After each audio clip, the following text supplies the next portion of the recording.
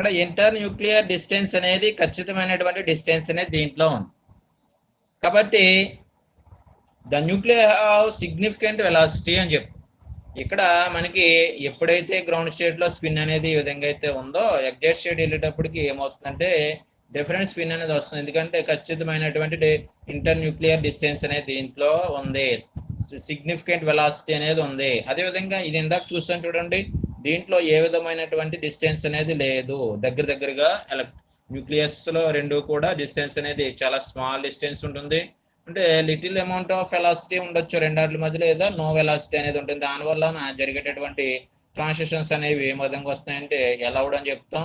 ఈ విధంగా nuclear distance అనేది ఖచ్చితంగా సిగ్నిఫికెంట్ డిఫరెంట్ అనేది ఉన్నట్లయితే దీన్ని ఫార్బిడెన్ ట్రాన్సిషన్స్ అనేవి దీంట్లో జరుగుతున్నాయి అని అర్థం. ఈ విధంగా సిగ్నిఫికెంట్ వెలాసిటీ అనేది ఉంటే ఫార్బిడెన్ ట్రాన్సిషన్స్ అనేవి జరుగుతాయి. నాట్ సిగ్నిఫికెంట్ డిఫరెన్స్ అనేది ఆ ఇంటర్ న్యూక్లియర్ డిస్టెన్స్ అనేది రెండు మాలిక్యూల్స్ లో ఉన్నట్లయితే ఏ విధంగా జరుగుతున్నాయంటే అలౌడ్ ట్రాన్సిషన్స్ అనేవి జరుగుతున్నాయని ఫ్రాంక్ అండ్ కాండన్ అనే సైంటిస్టులు మనకి ఎక్స్ప్లెయిన్ చేస్తారు. కాబట్టి దీన్ని ఫ్రాంక్ కాండన్ రూల్ అని చెప్పి, ఇది Frank Condon rule. Next the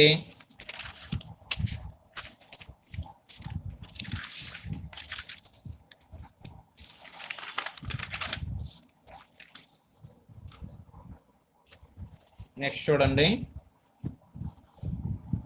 effect of conjugation in UV spectroscopy. ఇక్కడ యూవి స్పెక్ట్రోస్కోపీలో అల్ట్రావైలెట్ స్పెక్ట్రోస్కోపీలో కాంజుగేషన్ యొక్క ఎఫెక్ట్ ఏంటి, దాని యొక్క ప్రభావం ఏంటి అన్నది అడుగుతాడు. 5 మార్క్స్ అడిగే అవకాశం ఉంది. ఇది ఇంపార్టెంట్ క్వశ్చన్. ఇక్కడ కాంజుగేషన్ అనేది ఎఫెక్ట్ అనేది ఉండటము, కాంజుగేషన్ ఎఫెక్ట్ లేకపోవడము అన్నది ఆల్రెడీ మీరు మా ప్రీవియస్ క్లాస్ లో డిస్కస్ చేసాం. నెక్స్ట్ ఆ ఎఫెక్ట్ అనేది ఏ విధంగా ఉంటుందో, ఎందుకు ఉంటుందో ఇక్కడ చూద్దాం. In the UV spectrum conjugated compounds gives absorption peak at lower wave length. ఇక్కడ కాంజుగేటెడ్ కాంపౌండ్స్ అంటే for example double bond single bond, double bond single bond, double bond single bond alternative గా వచ్చినట్లయితే మనకి కార్బన్స్ మధ్య ఈ విధంగా చూపించినట్లయితే ఇక్కడ conjugation అనేది అని చెప్తాం. Double bond single bond, double bond single bond ఉంది కాంజుగేషన్. ఈ కాంజుగేటెడ్ కాంపౌండ్స్ లో absorption peak at lower wave length. Absorption peak అనేది ఎక్కడ వస్తుందంటే వేవ్ లెంగ్త్ అనేది లాంబ్డా మాక్సిమం తో చెప్తాం కదా. వేవ్ లెంగ్త్ ని లాంబ్డా మాక్సిమం అనేది ఎంత వస్తుందంటే లోగా ఉంటుంది, లోవర్ వేవ్ లెంగ్త్ లోవర్ గా ఉంటుంది. లాంబ్డా మాక్సిమం వాల్యూ తక్కువగా ఉంటుంది ఎప్పుడు కాంజుగేటెడ్ కాంపౌండ్స్ లో. అండ్ ఓకే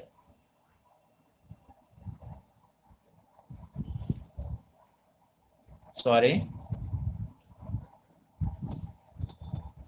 ఇక్కడ ఒకసారి చూడండి. In the UV spectrum conjugated కాదు, unconjugated compounds gives absorption peak at lower wave length.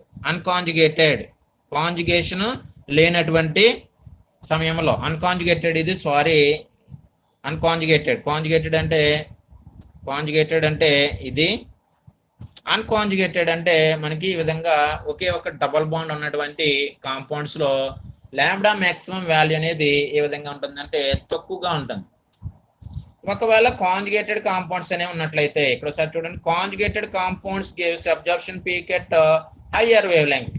అంటే ఈ విధంగా double bond single bond, double bond single bond, double bond single bond ఈ విధంగా ఉన్నట్లయితే వీటికి అబ్జార్ప్షన్ పీక్ అనేది ఎక్కడ వస్తుందంటే హయ్యర్ వేవ్ లెంగ్త్ దగ్గర వస్తుంది. Higher wavelength. ఒకసారి మళ్ళా చెప్తున్నాను చూడండి. In the UV spectrum unconjugated compounds gives absorption peak at lower wavelength. Unconjugated అంటే కాంజుగేషన్ లేనటువంటిది, దీనికి లోవర్ వేవ్ లెంగ్త్ తో పీక్ అనేది వస్తుంది. And conjugated compounds gives absorption peak at higher wavelength. Higher wavelength దగ్గర conjugation ఉన్నటువంటి compounds కి peak అనేది వస్తుంది. ఆ విధంగా రావడానికి మెయిన్ కారణం ఏంటంటే because lambda maximum is affected by conjugation. ఇక్కడ లాంబ్డా మాక్సిమం అనేది ఏంటంటే వేవ్ లెంగ్త్ అనేది వేవ్ లెంగ్త్ లాంబ్డా మాక్సిమం.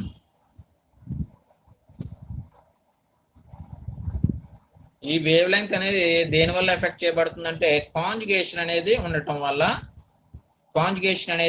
వల్ల దాని యొక్క అబ్జర్ప్షన్ పీక్ అనేది ఇంక్రీజ్ అవుతుంది. ఇక్కడ లాంబ్డా మాక్సిమం అంటే ఏంటి, ఒక ఆర్గానిక్ కాంపౌండ్ మీదకి ఒక కాంపౌండ్ మీదకి మనకి లైట్ అనేది పాస్ చేసినప్పుడు ఈ లైట్ అనేది కొంత అబ్జర్వ్ చేసుకుని మనకి అబ్జర్ప్షన్ అనేది ఎంతైతే జరిగిందో దాని మీద బేస్ చేసుకుని ఆ పీక్ అనేది రావడం జరిగింది, అబ్జర్ప్షన్ పీక్. ఈ అబ్జర్ప్షన్ పీక్ అనేది ఎఫెక్ట్ అవుతుంది దేంట్లో, కాంజుగేటెడ్ కాంపౌండ్. ఇక్కడ చూడండి, ఒకసారి చూడండి, because lambda maximum is affected by conjugation. ఈ విధంగా కాంజుగేషన్ అనేది double bond, single bond, double bond, single bond, double bond, single bond, ఈ విధంగా ఉందనుకోండి. ఈ విధంగా కాంజుగేషన్ అనేది ఉంటే ఇది ఎఫెక్ట్ అవుతుంది. దేనివల్ల, దేనికి ఎఫెక్ట్ అవుతుందంటే లాంబ్డా మాక్సిమం వాల్యూ అనేది దీంట్లో ఎఫెక్ట్ అవుతుంది. అలాగే ఎఫెక్ట్ అవడం వల్ల conjugation by decreasing the energy gap between pi to pi star molecular orbital facilitate easy promotion of an electron from pi bonding molecular orbital to pi star anti bonding molecular orbital. ఇక్కడ lambda maximum అనేది conjugation అనేది ఉన్నప్పుడు effect అవుతుందని చెప్తున్నాం.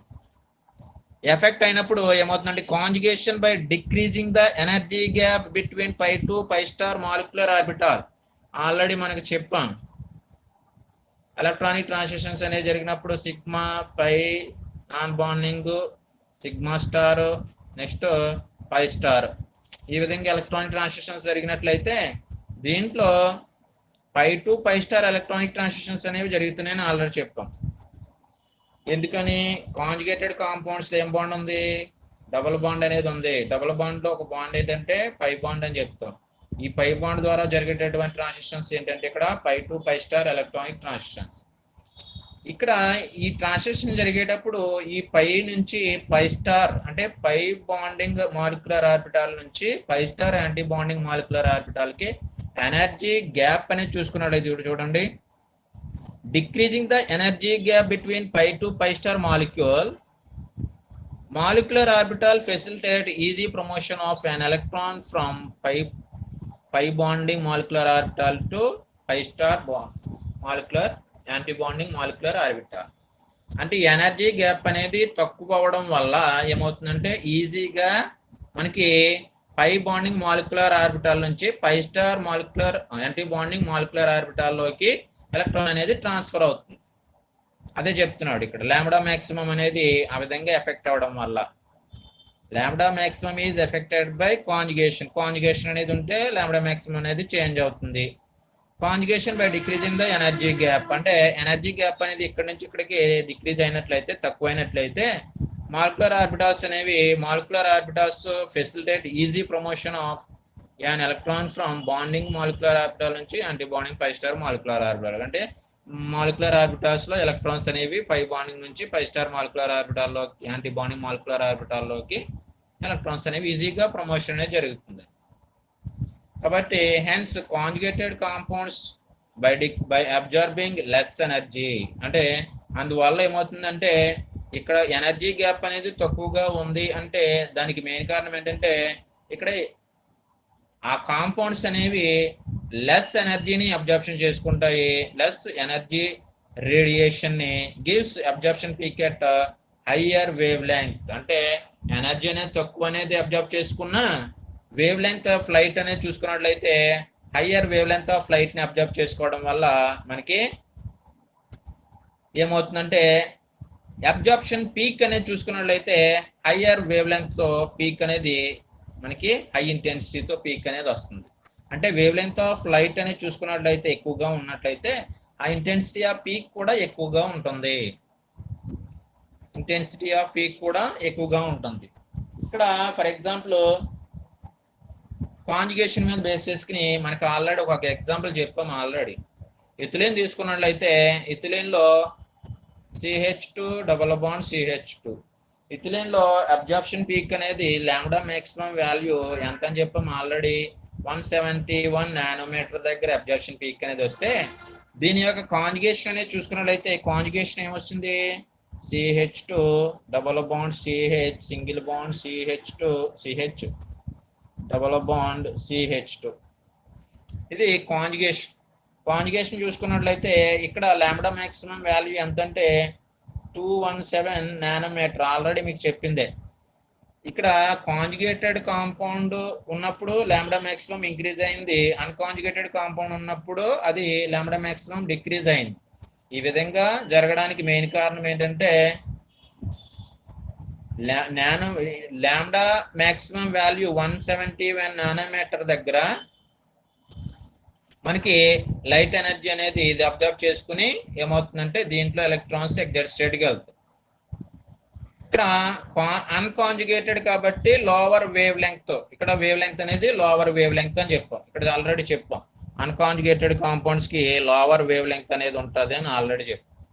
అదేవిధంగా conjugated compounds కి higher wave length అంటే 217 nanometre కి ఇంక్రీజ్ అయింది. అదేవిధంగా హయ్యర్ వేవ్ లెంగ్త్ అని ఆల్రెడీ చెప్పాం దీనికి.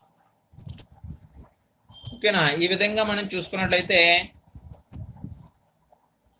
అన్కాంజుగేటెడ్ కన్నా కాంజుగేటెడ్ కాంపౌండ్స్ అనేవి హయ్యర్ వేవ్ లెంగ్త్ లైట్ అనేది అబ్జార్ప్షన్ జరిగినప్పుడు ఇంటెన్సిటీ ఆఫ్ అబ్జార్ప్షన్ పీక్ కూడా హైగా ఉంటుంది, ఎక్కువగా ఉంటుంది.